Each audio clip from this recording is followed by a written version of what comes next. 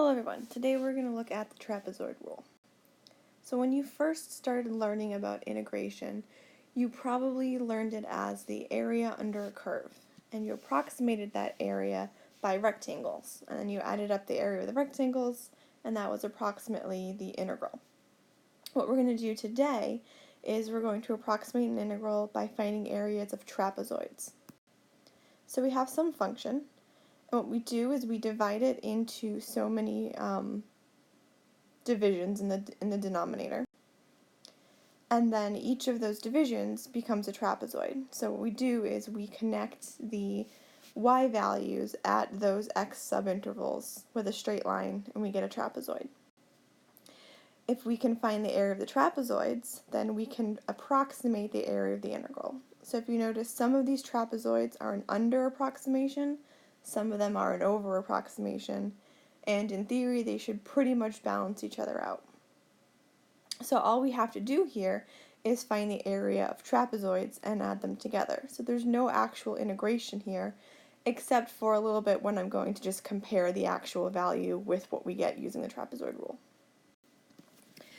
So if I look at one of these, I'm going to just look at the first one. And on the x-axis, we have x0, x1, x2, x3, all the way to xn. And in general, it's the interval from a to b. So we think of a as x0, b as xn. Each of those x's have a corresponding y value. So for x sub 0, we have y sub 0. For x sub 1, we have a y sub 1, and so on. So the height of these two edges are y sub 0 and y sub 1. The width between them we call h, and there's a really nice formula for the trapezoid rule, which is 1/2 h times y0 plus y1. Basically what you're doing is you're taking the average of your two different heights and then multiplying by the width. So it's an average of two heights, kind of like a rectangle. So again, you've seen this formula before, so we're going to use it. What we want to do is we want to add up the trapezoids, and again that's going to be approximately the integral. So if we add them all up, we've got 1/2 h y0 plus y1 plus 1/2 h y1 plus y2 all the way to the end. So these intervals are all the same width, so all of them have a width of h. If I combine all those together, then we have the following. Notice that each of the middle lines here correspond to two different trapezoids, so they're in here twice. There's two y1s, there would be two y2s, there'd be two y3s. Notice that they're not written down. So all of the middle y values get doubled because they're in two trapezoids. Y sub 0 and y sub n, which again correspond to a and b, the endpoints, are only in one trapezoid. So they get multiplied by 1, all the inside ones get doubled.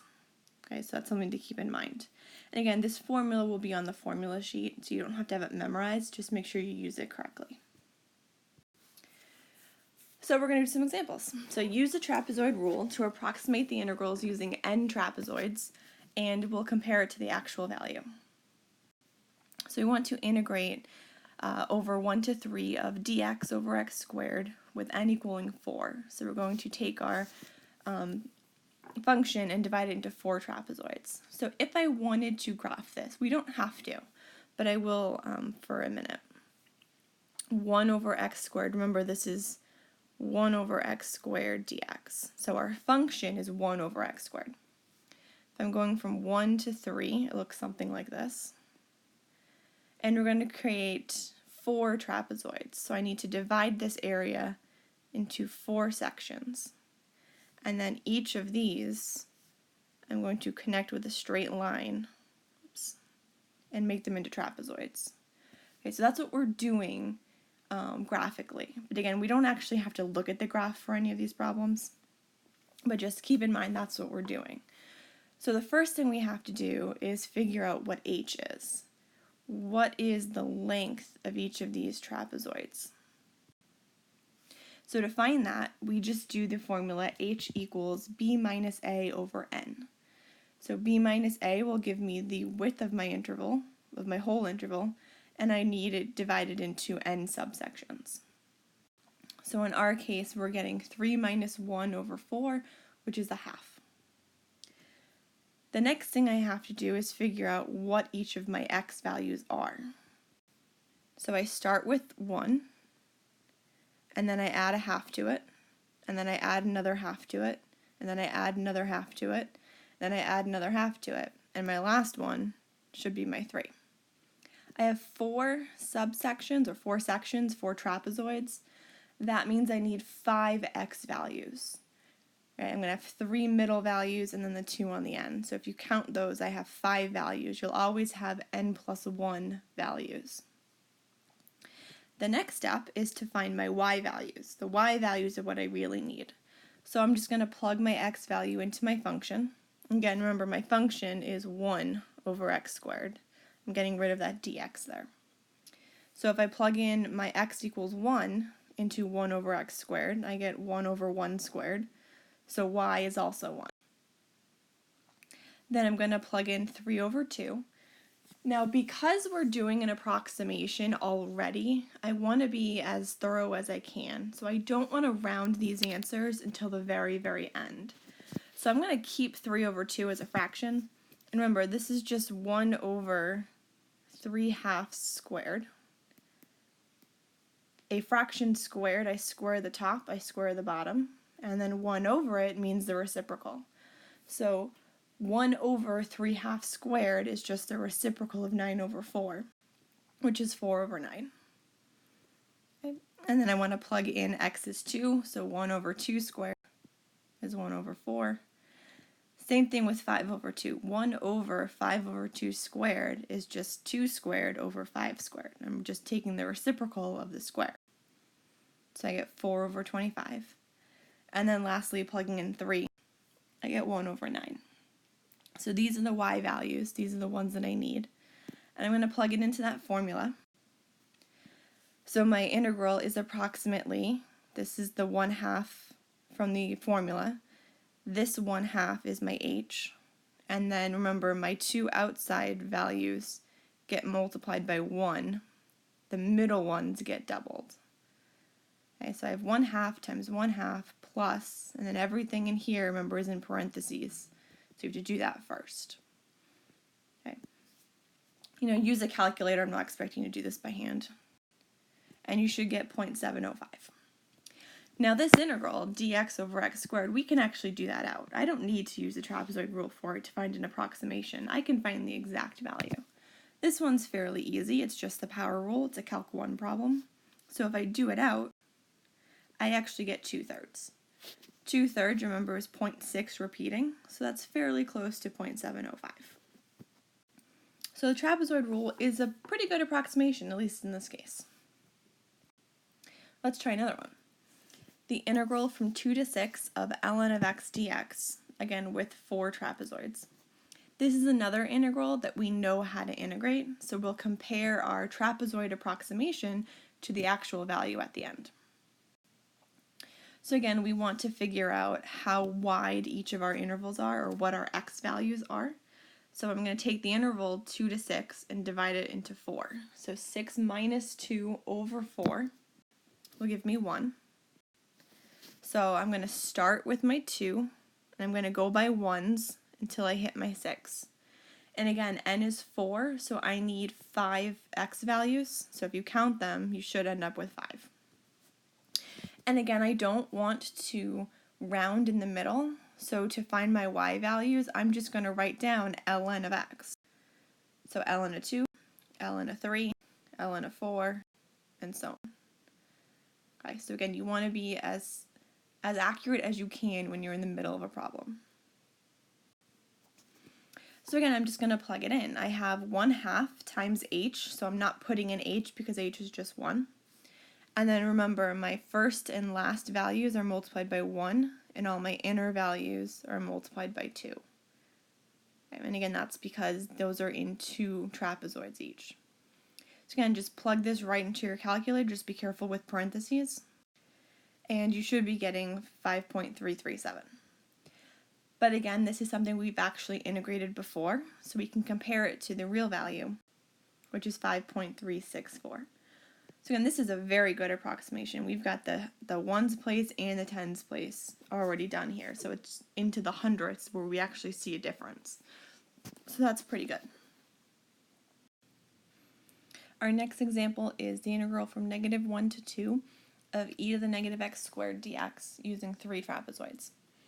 So 3 trapezoids isn't a whole lot, and we're going to see if it's still a good approximation or not. In addition, we cannot actually find the antiderivative of this function. It doesn't exist, it's not integrable, but it is used a lot in statistics. If you've ever heard of the normal curve, this is used a lot in there. So we're going to have to compare it to Mathematica's value of the integral, which is a computer-based system. If you haven't heard of Mathematica before, it's like MATLAB, it's like Maple.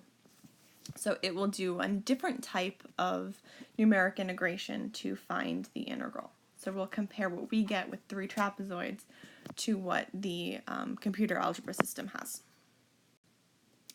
So then the first thing we have to do is figure out our x values. So we're going to divide the interval -1 to 2 into 3 sections, and each section will have a width of 1. So that gives us -1, 0, 1, 2. Again, 3 trapezoids means 4 x values. And again, at this point, I'm just going to leave the exact values just simplified, and we'll figure out the decimal approximations when I put it into the calculator at the end. So e to the -1 squared is e to the -1, but remember a negative exponent just means it's in the denominator, so this is just 1 over e. When x is 0, we get e to the 0. Remember, anything to the 0 is 1. E to the -1 squared is also 1 over e. And then lastly, e to the -2 squared is 1 over e to the 4th.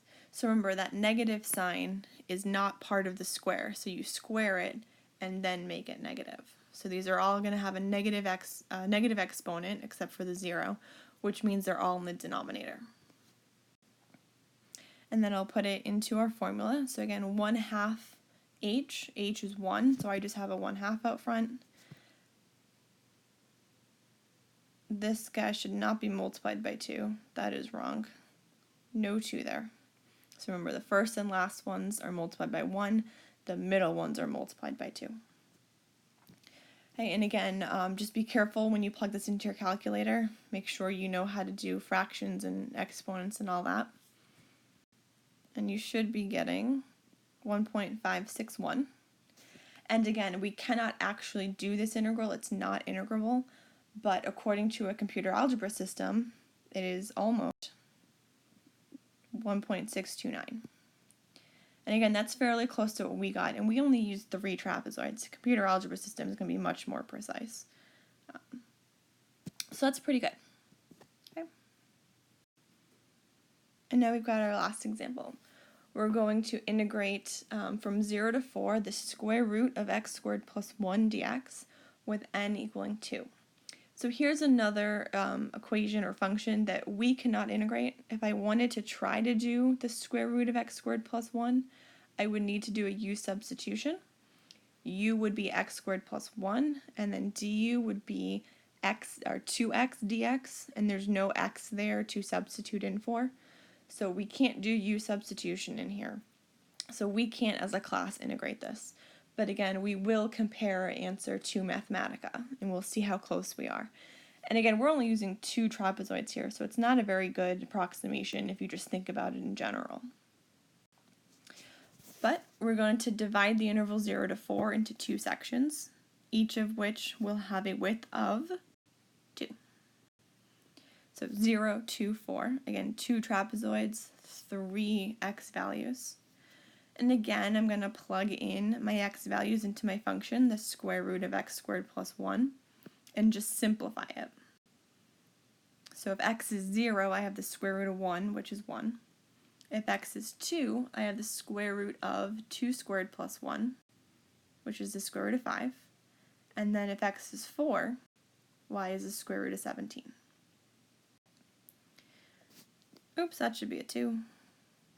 So I have, I forgot my 2 in here also. I'm just all kinds of awesome right now. So 1/2 h, so 1/2 times 2, 1 plus, the middle term gets multiplied by 2, the two outsides do not, so I did that part correctly at least. And then again, you can just plug this into your calculator. So again, that should be a 2, that should be a 2. And you should be getting 9.595. And then again, I also did it in Mathematica, so we can compare. It's a much more rigorous formula that they use. And they get 9.294. So again, it's fairly close to what we get. And again, we only used 2 trapezoids, so that's a really nice approximation for something that's really easy to compute. So I want you guys to try out some of this, try the homework. Let me know if you have any questions. Thanks.